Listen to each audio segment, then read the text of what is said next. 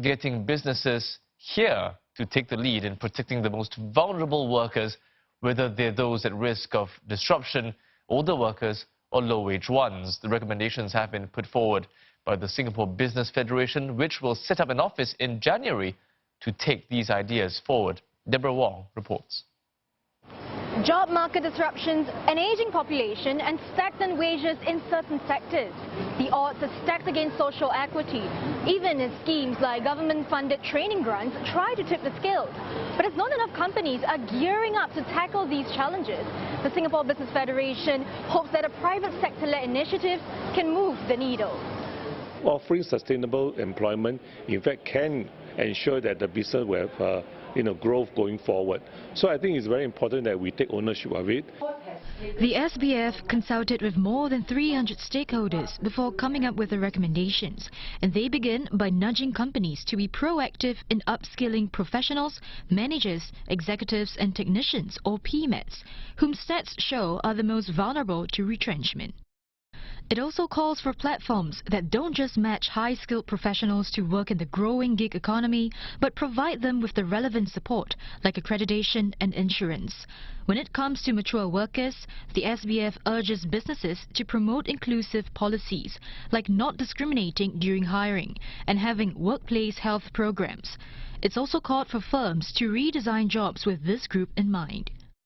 For example, they may offer customized training courses or help their older staff interact better with younger colleagues. Contrary to popular belief, SBF found out through forum discussions that these can be easily achieved. It actually didn't take an expert to figure out how to do job redesign. It was actually, what they did was they went into a business and they facilitated a conversation within the business about how the job could be redesigned. And in fact, the answers came from within. As for low-wage workers, SBF recommends that contracts for outsourced essential services like cleaning are based on performance and not cost. This ensures that businesses are not pressured to submit low quotes, which impact their ability to pay their workers better.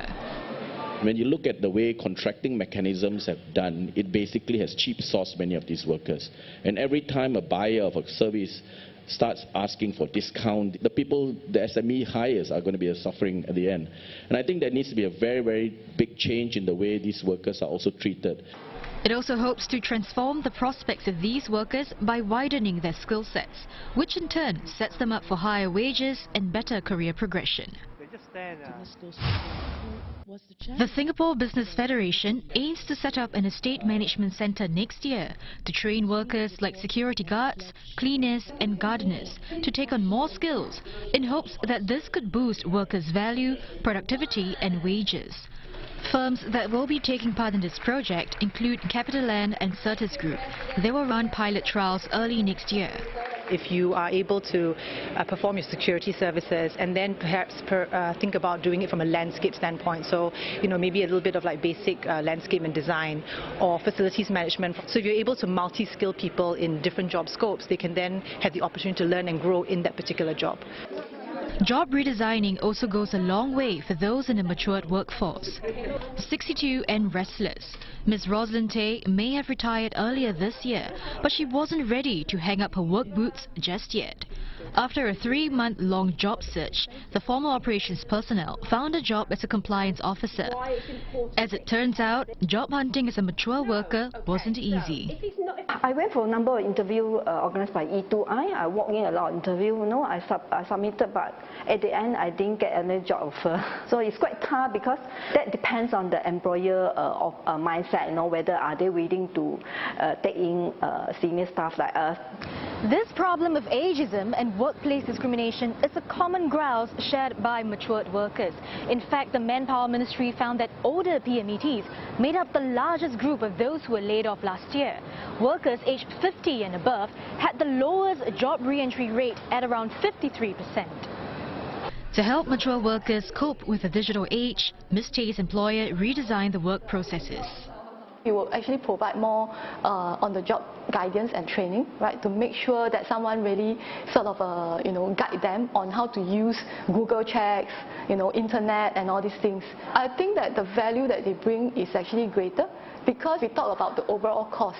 If they stay longer with us, which usually mature workers do, you actually save a lot of costs on rehiring people, right, recruiting people, as well as retraining people in the longer run. Oh, thank you.